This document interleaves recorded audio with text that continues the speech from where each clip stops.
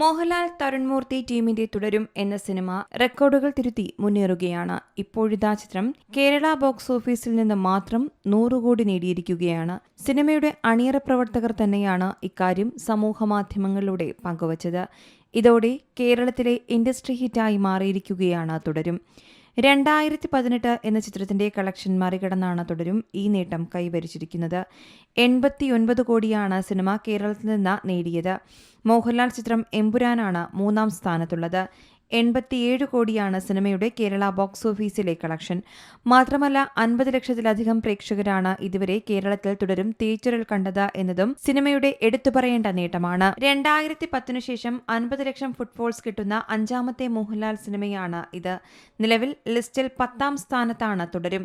ദൃശ്യം, പുലിമുരുകൻ, ലൂസിഫർ, എമ്പുരാൻ എന്നിവയാണ് ഈ ലിസ്റ്റിലുള്ള മറ്റ് മോഹൻലാൽ ചിത്രങ്ങൾ. ഇതിൽ ദൃശ്യം 1ാം സ്ഥാനത്തും പുലിമുരുകൻ 2ാം സ്ഥാനത്തുമാണ്. പൃഥ്വിരാജ് സംവിധാനം ചെയ്ത ലൂസിഫർ 4ാം സ്ഥാനത്തും എമ്പുരാൻ 9ാം സ്ഥാനത്തുമാണുള്ളത്. ആഗോളതലത്തിൽ തുടരും 200 കോടി ക്ലബിലേക്ക് അടുക്കുകയാണ്. സിനിമയിൽ ഒരു ടാക്സി ഡ്രൈവറുടെ വേഷത്തിലാണ് മോഹൻലാൽ എത്തുന്നത്. നടന്റെ പ്രകടനത്തിന് മികച്ച പ്രതികരണമാണ് ലഭിക്കുന്നത്.